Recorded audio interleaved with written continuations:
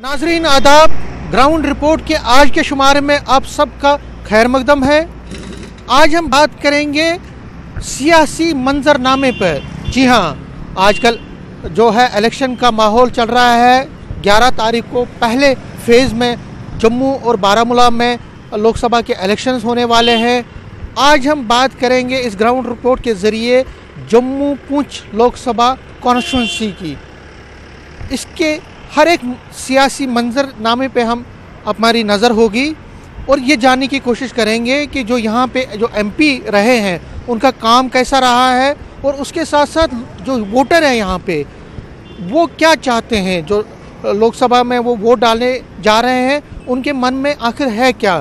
और इसी तरह से जो मेन इश्यूज़ हैं, क्या क्या इश्यूज़ हैं जम्मू पुंछ लोकसभा कॉन्स्टिट्यूंसी के, और जो यहाँ के जो सियासी जो कैंडिडेट उठे हैं, जो इस लोकसभा कॉन्स्टिट्यूंसी में एज एन उम्मीदवार उठे हैं, उनके क्या क्या एजेंडा है, उनका क्या क्या एजेंडा है और क्या क्या वो करना चाहते हैं अगर वो इलेक्शन जीतते हैं। तो इसी सब पर हमारी नज़र रहेगी इस ग्राउंड रिपोर्ट के ज़रिए और हम कोशिश करेंगे कि हर एक पहलू को हम छू लें। तो आइए देखते हैं आज का ग्राउंड रिपोर्ट।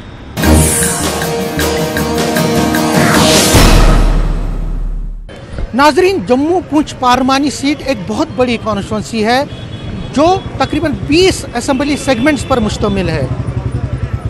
अब जो हम रिपोर्ट दिखाने वाले हैं उसमें हम जानने की कोशिश करेंगे कि आखिर इस सीट पर किस पॉलिटिकल पार्टी का ज़्यादा तौर पे दबदबा रहा है, और जो 11 तारीख को अब वोटिंग होने वाली है इस कॉन्स्टिट्यूंसी में, उसको साफ और शफाफ तौर पे अमल में लाने के लिए इलेक्शन कमीशन ने क्या क्या तैयारियां की हैं।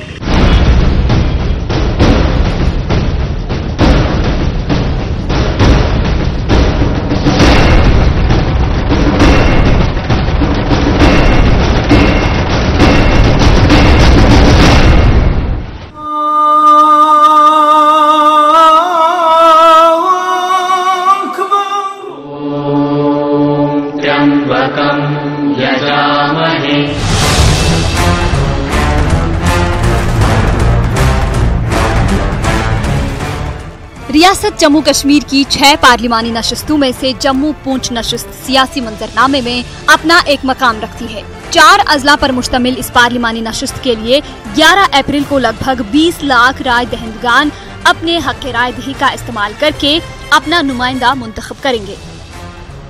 जम्मू पुंछ पार्लिमानी हल्का एक तवारीखी हैसियत रखता है और रियासत जम्मू कश्मीर के इंतखाबी मंजरनामे में एक कलीदी रोल अदा करता आया है। 1967 में वजूद में आया ये पार्लिमानी हल्का जम्मू, सांबा, राजौरी और पुंछ अजला पर मुश्तमिल है। 9 बार हुए इंतखाबात में इस हल्के की कांग्रेस ने 5 बार, बीजेपी ने 2 बार नुमाइंदगी की है। एक बार ज़िमनी इंतखाबात में नेशनल कॉन्फ्रेंस इस सीट पर अपनी जीत दर्ज करने में कामयाब रही, जबकि एक बार आजाद उम्मीदवार को इस हल्के की नुमाइंदगी करने का मैंडेट हासिल हुआ। 20 असेंबली हलकों पर मुहित जम्मू पुंछ पार्लिमानी हल्के में वोटरों की कुल तादाद 20 लाख से जायद है, जिनमें से 9 लाख के करीब खवातीन वोटर हैं।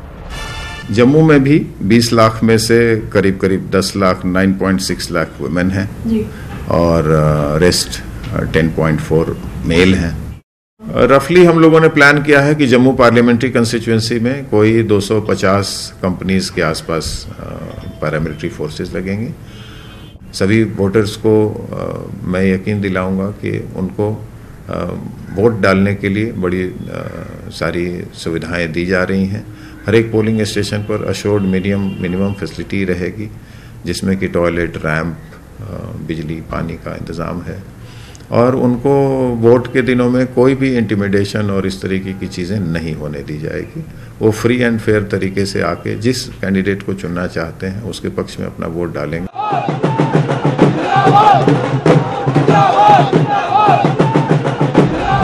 अगरचे ज्यादातर इस हल्के की नुमाइंदगी करने का मौका कांग्रेस को मिलता रहा है, ताहम सियासी मंजरनामे में आई तब्दीली के बाद बीजेपी भी 2 बार इस नशिस्त पर अपनी जीत दर्ज करने में कामयाब रही।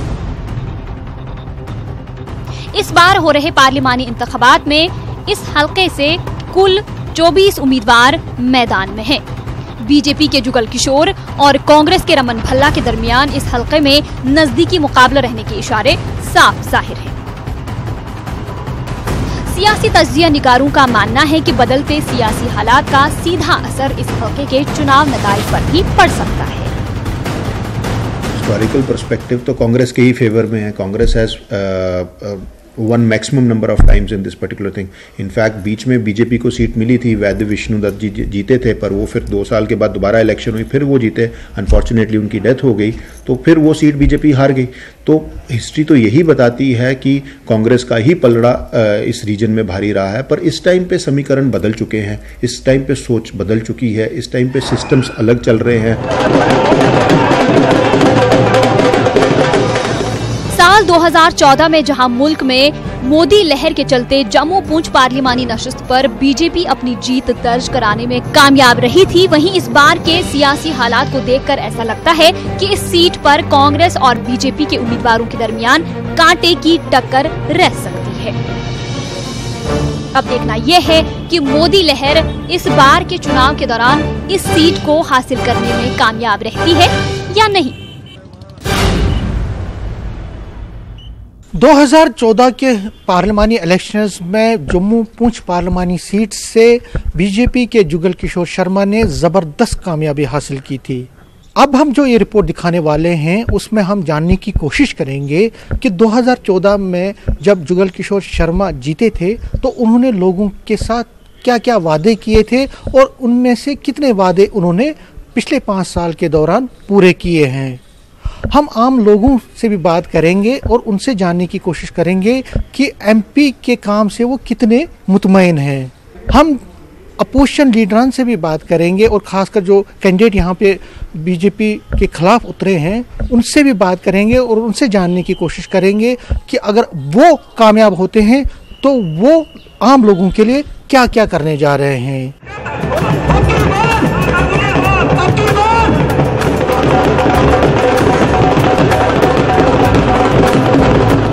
साल 2014 में हुए पार्लिमानी इंतखाबात में जम्मू पूंछ पार्लिमानी सीट पर बीजेपी ने अपनी जीत दर्ज की थी।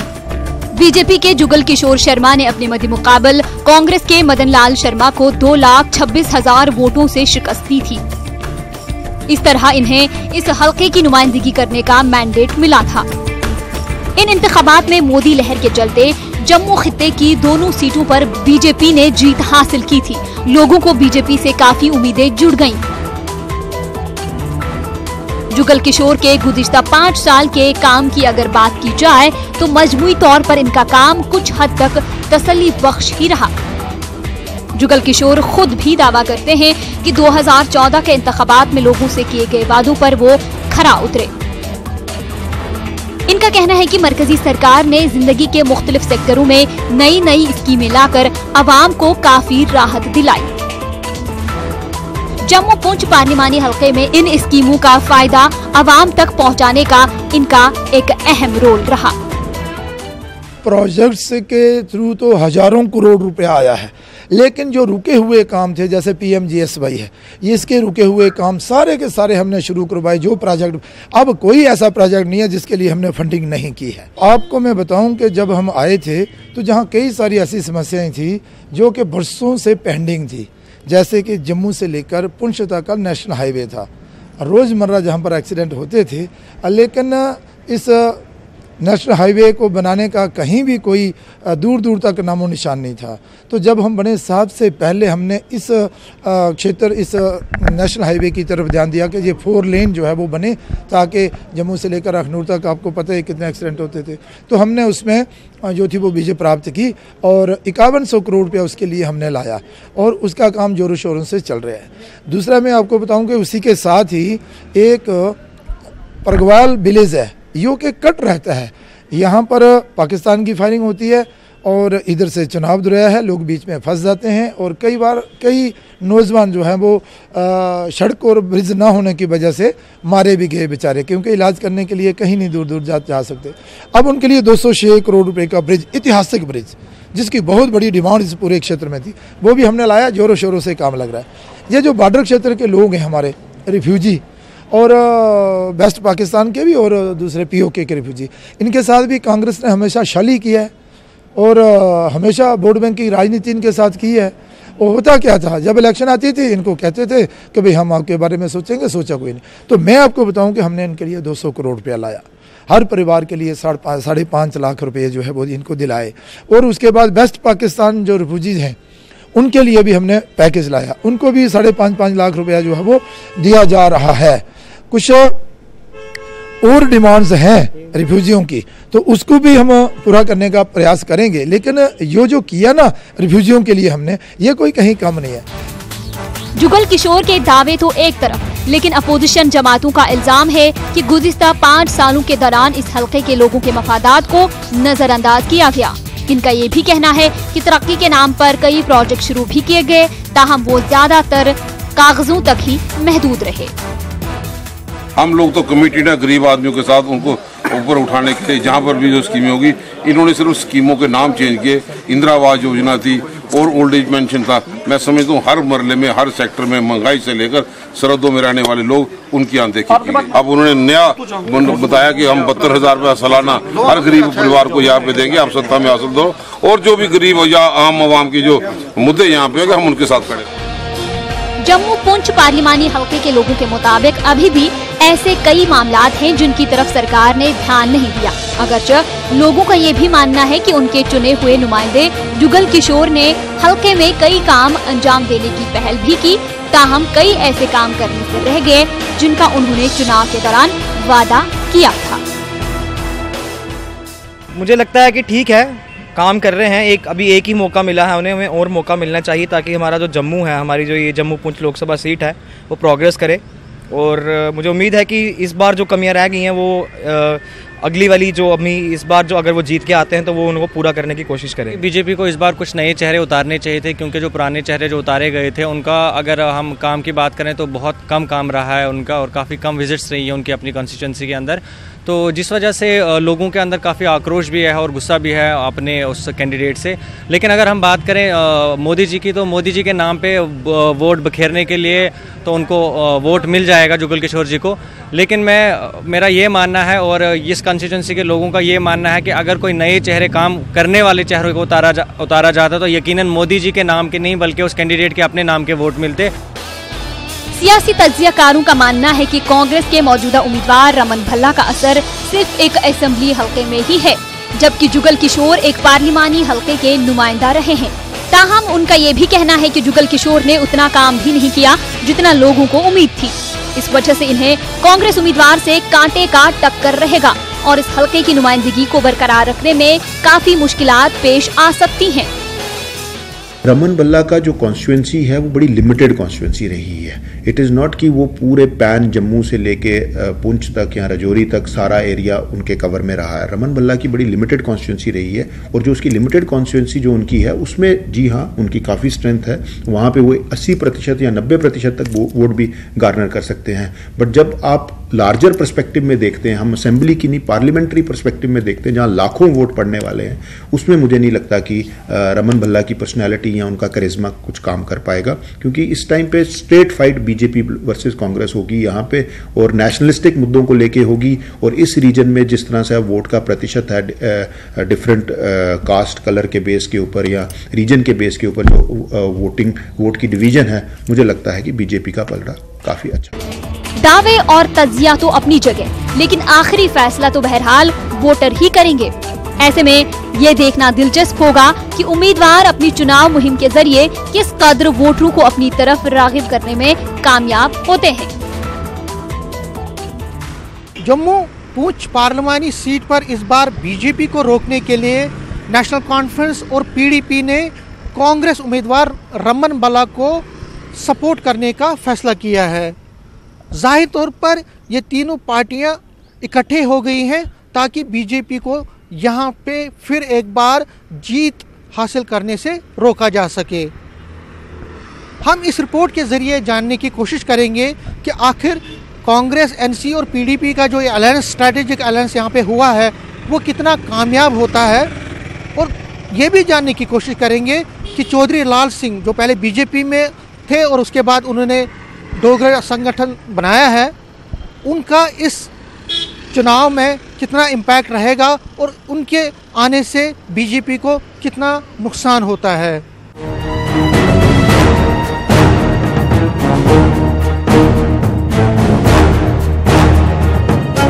पार्लिमानी इंतखाबात का बिगुल बजते ही जम्मू पूंछ पार्लिमानी नशस्त के लिए इंतखाबी मुहिम जोरों पर है। इस लोकसभा नशस्त पर कुल 24 उम्मीदवार अपनी किस्मत आजमा रहे हैं।